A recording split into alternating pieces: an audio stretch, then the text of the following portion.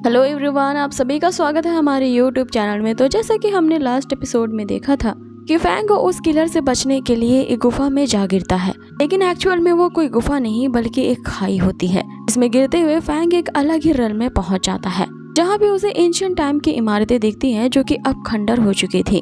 वो पूरी बसी बसाई सिटी पूरी तरह से वीरान हो चुकी थी। वहीं एक चौराहे पे उसे कोई लेटा हुआ मिलता है। फैंग को लगता है कि शायद ये किसी की चाल हो सकती है, इसीलिए वो छुप करके ये देखने लगता है। आगे वो एल्डर को कहता है कि वो चाह करके उस आदमी का पता लगाए। एल्डर वहाँ पे जाते हैं और उस आदमी का मुआयना करते हैं और फिर फैंग को बताते हैं कि वो बंदा डेड कोल्ड पड़ा हुआ है। उसे काफी देर पहले ही किसी ने मार दिया है, लेकिन उसके पास से एक आयरन पॉलिसी वाला टोकन मिला है जो ये बताता है कि वो बंदा उसी ताइची एकेडमी का ही डिसाइपल है।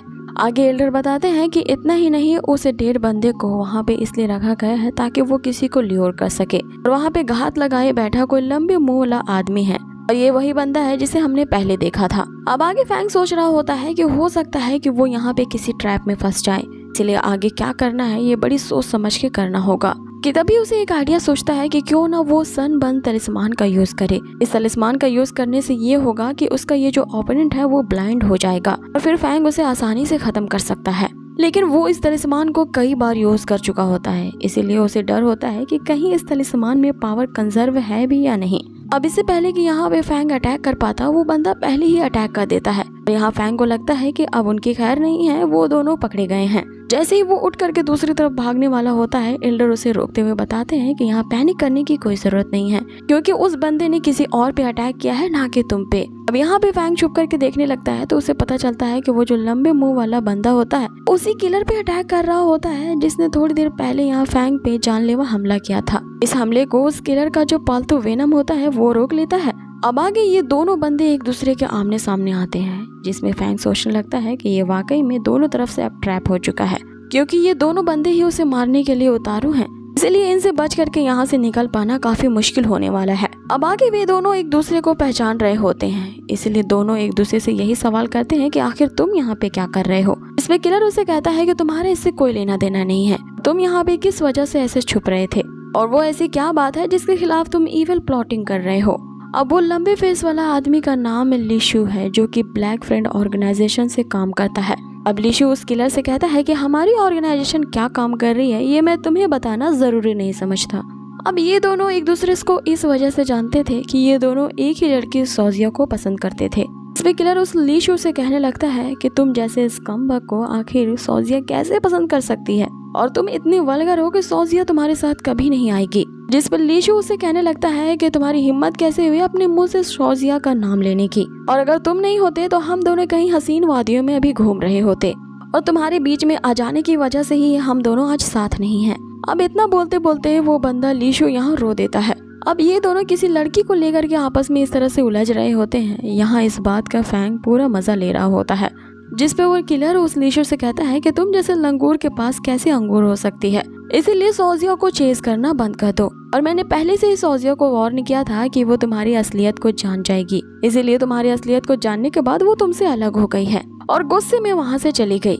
जिसमें लिशु उसे कहता है कि सोजिया गुस्से में नहीं बल्कि उस कुल्लून गुलाम के साथ भाग गई है। सो अच्छा हुआ कि उस सोजिया ने तुम्हें भी नहीं चूज किया, क्योंकि तुम्हारे जैसे लंबी चोंच वाले मुंह के साथ आखिर कौन ही जाना चाहेगा।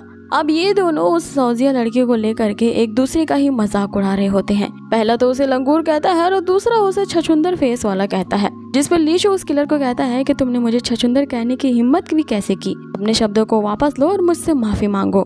जिस पे वो किलर उसे कहता है कि मर भी जाऊंगा ना तो भी मैं अपने शब्दों को वापस नहीं लूंगा, तुम एक लंबे फेस वाले छछुंदर हो और छछुंदर ही रहोगे। अब इतना ज्यादा मुंह से फाइट करने के बाद ये दोनों तन जाते हैं वहाँ स्पिरिचुअल फाइट करने को, लेकिन वही छछुंदर फेस वाला जो लिशु होता है वो ये कहते हुए रुक जाता है, मैंने ये कॉन्ट्रैक्ट लिया है कि मुझे आज ही ताइची एकेडमी के सारे डिसाइपल्स को खत्म करना है, मुझे ये काम जल्दी करना है, तो इसलिए मैं जा रहा हूँ और तुम जैसे बंदे के साथ मैं यहाँ और ज्यादा टाइम वेस्ट नहीं करना चाहता, इसलिए वो उसे भाड़ में जाओ ऐसा कहते हुए वहाँ से चलने लगता है। जिस पे किलर उसे कहता है कि क्या तुम भी उस ताइची एकेडमी को डिमोलिश करने के लिए उसके पीछे जा रहे हो, क्योंकि उसे भी कॉन्ट्रैक्ट मिला है किसी खास बंदे को मारने का जो कि इसी केव में ही आया है। आगे वो कहता है कि वो नान गोवान भी ताइची एकेडमी के साथ ही होगी, जिस पे किलर अब उसके सामने एक प्रस्ताव रखता है कि हम दोनों का जब टारगेट एक ही है तो क्यों न हम अपने आपस के मनमुटाव को साइड रखते हुए दोनों एक दूसरे से हाथ मिला लें और हम दोनों एक दूसरे के साथ कोऑपरेट करके काम करेंगे, क्योंकि उस यंग मास्टर लिन ने मुझे कॉन्ट्रैक्ट दिया है। उसी ऑर्डर को मैं फॉलो करते हुए एक कैजुअल कल्टीवेटर को यहाँ मारने के लिए आया हूँ। जिसपे वो ली शाओ से कहता है कि तुम ये चाहते हो कि मैं उस कल्टीवेटर को ढूंढने में तुम्हारी मदद करूं, और ये जिस कैजुअल कल्टीवेटर की बात कर रहे हैं वो फैंगी है। जिसपे किलर उसे कहता है कि ना केवल मुझे उस कल्टीवेटर को मारना है बल्कि नानगुआन को भी कैप्चर करना है, वो भी जिंदा। अब इन दोनों की सारी बात सुनते ही यहाँ पे जो फैंग है समझ जाता है कि उसे मरवाने के लिए और नानगुआन को कैप्चर करने के लिए भेजने वाला और कोई नहीं बल्कि वही रिचार्ड मे ली है, जिसने लगता है अपना बदला लेने के लिए ऐसा किया है। और यहाँ मन ही मन कह रहा होता है कि वो छछुंदर फेस वाले इससे कभी भी कॉर्पोरेट मत करना। जिसपे हम आगे देखते हैं कि वो ली शो उस किलर से पूछता है कि अगर मैं तुम्हारी मदद करूंगा तो इसमें मेरा क्या फायदा होगा और मैं आखिरकार तुम्हारी मदद क्यों करूं। जिसपे किलर उसे कहता है कि ताइची एकेडमी के डिसाइपल्स काफी ज्यादा स्ट्रॉन्ग है, इसलिए तुम उनका अकेले सामना नहीं कर पाओगे। साथ ही तुम अकेले उन्हें पूरी तरह से एम्बुश नहीं कर सकते, यानी कि डिस्ट्रॉय नहीं कर पाओगे, क्योंकि वो ताइची एकेडमी के सारे डिसाइपल्स एक ग्रुप में यहाँ पे मॉन्स्टर हंटिंग के लिए आए हैं। जिस पर लीशु उससे कहने लगता है कि हमारे जो ब्लैक फ्रेंड्स का ऑर्गेनाइजेशन है वो तुम्हारे गोल्डन ईगल पैलेस के ऑर्गेनाइजेशन से काफी ज्यादा पावरफुल है, इसलिए तुम हमें कम आंकने की कोशिश मत करो। जिस पे किलर उसे समझाने की कोशिश करने लगता है कि अगर हम दोनों अपनी फोर्सेस को साथ मिला लें, हम दोनों को ही अपने मकसद को पूरा करने के जो चांसेस है वो काफी ज्यादा हायर हो जाएंगे। मैं हमारे यंग मास्टर का दिया हुआ टास्क भी कंप्लीट कर पाऊंगा और तुम अपने मास्टर का भरोसा भी जीत पाओगे। अगर हम बहुत अच्छा परफॉर्मेंस करेंगे तो इस मंथ जरूर हमें इंक्रीमेंट मिलेगा, ये मेरी गारंटी है। जिस पर लीशु ये सोचने लगता है कि इस मंथ तो मैंने अपनी मंथली रिपोर्ट भी सबमिट नहीं की है, और अगर मैं इसके साथ मिल करके ये काम कर लूं तो इस रिपोर्ट में मेरी रैंकिंग भी अच्छी हो जाएगी और हो सकता है कि मुझे इंक्रीमेंट भी मिले। अब ये दोनों यहाँ पे हाथ मिलाने के लिए सोच ही रहे होते हैं। इधर फैंग को एल्डर कहते हैं कि तुम यहाँ पे अड़े क्या सोच रहे हो कि हाथ मिलाने से पहले तुम्हें जरूर कुछ करना ही होगा। जैसे ही फैंग ये सुनता है उन दोनों के बीच में कूद पड़ता है और लीशु को इशारा करते हुए कहता है कि ब्रदर आप चिंता मत करो, इस बुढ़े को मारने में मैं आपकी जरूर मदद करूंगा। अब ये सुनते ही वो किलर यहाँ पे समझने लगता है कि लीशु के साथ यहाँ फैंग मिला हुआ है और ये दोनों मिल करके मुझे मारने का प्लान बना रहे हैं। इसलिए वो किलर उसे दूर हट जाता है और उसे धमकी देने लगता है कि तुम्हारी हिम्मत कैसे हुई मेरे साथ डबल क्रॉस करने की। जिस पे लीशु उसे कहता है कि ये तुम्हारी गलतफहमी है और मुझ पे इल्जाम लगाना बंद करो।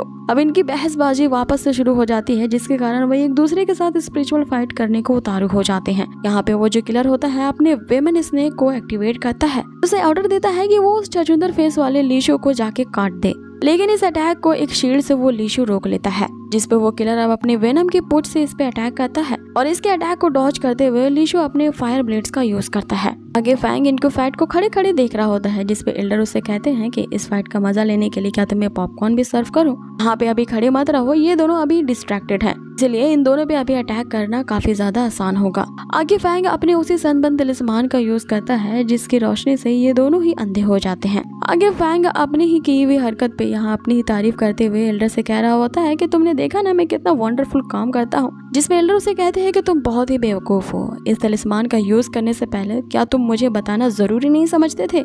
आगे फैंग अपने उसी पावरफुल वेपन शैडो तलिस्मान का यूज करता है, जो कि एक डैगर है, जिसका जैसे ही वो इस्तेमाल करता है यहाँ पे चारों तरफ ईविल स्कल दिखने लगते हैं। ये डैगर इतनी ज्यादा पावरफुल होती है कि ये दोनों बंदे वहीं ढेर हो जाते हैं। अब आगे एल्डर यहाँ फैंग से कहते हैं कि इन दोनों के पास जरूर अच्छे खासे ट्रेजर्स होंगे, तो तुम इनकी तलाशी लो और वो सारे ट्रेजर्स को हथिया लो। फैंग के ऐसा करते ही उसे कई सारे ट्रेजर्स मिलते हैं, जिनमें से एक ऐसा सीलिंग पिल होता है जिसके लेते ही उसका जो ओपोनेंट होगा वो तुरंत ही इंस्टेंट डेथ उसकी हो जाएगी। दूसरा एक ग्रीन मर्तबान होता है, जिसके अंदर से वुड ची की एनर्जी रिलीज हो सकती है। और तीसरा सबसे खास होता है, ये एक ऐसा मैनुअल होता है जिससे किसी भी लेवल के बीस्ट को टेम किया जा सकता है उसे कंट्रोल करते हुए। और लास्टली उसे वही व्हाइट फॉस्फोरस बोन पाउडर भी दिखता है। अब आगे जो फैंग होता है वो फिर से नानगुआन को मैसेज करने की कोशिश करता है। इस बार नानगुआन को मैसेज रिसीव हो जाता है, जो कि अपने सभी साथियों के साथ मॉन्स्टर को हंट कर रही होती है। और ये मॉन्स्टर कोई ऐसे वैसे नहीं होते, बल्कि ज़ॉम्बी टाइप होते हैं। इनकी संख्या बहुत ज्यादा होती है और ये धीरे धीरे से इन पे अटैक करने के लिए बढ़ रहे होते हैं। यहाँ नानगुआन के साथ जितने भी उसके साथी होते हैं उन सब ज़ॉम्बीज को मार डालते हैं। और जैसे ही नानगुआन को यहाँ फैंग का मैसेज मिलता है वो सबको बताती है कि आखिरकार फैंग यहाँ पे क्या कर रहा है और वो कैसे आया है।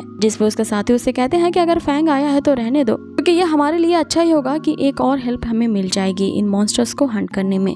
अब आगे सीन यहाँ वापस से कट होता है और हमें फैंग को दिखाया जाता है, जो ये देखता है कि वो जो नीचे पड़ा बंदा लीशु है उसके हाथ में एक टोकन है जो लगातार शाइन कर रहा है। मींस के जो उसका मास्टर है वो उसकी खबर लेने के लिए उसे मैसेज सेंड कर रहा है। लेकिन अब फैंग पूरी तरह से वहाँ पे फंस चुका था, क्योंकि उस ली शाओ ने वहाँ मरने से पहले अपने तिलिस्मान के जरिए अपने सारे पार्टनर्स को यहाँ पे बुला लिया होता है। अब इस पे आगे एल्डर ये पता करने जाते हैं कि आखिरकार देखते हैं कि यहाँ पे कौन आ रहा है। और अब फैंग बुरी तरह से फंस चुका होता है, क्योंकि अब उसके पास छिपने का भी टाइम नहीं होता। और उसकी इसी पैनिक सिचुएशन के साथ ही ये एपिसोड यहीं फिनिश कर दिया जाता है। सो गाइज, आपको ये आज का एपिसोड कैसा लगा है मुझे कमेंट बॉक्स में जरूर बताएं। और हाँ, अगर वीडियो जरा से भी अच्छी लगी हो ना तो प्लीज इसे लाइक कर दें।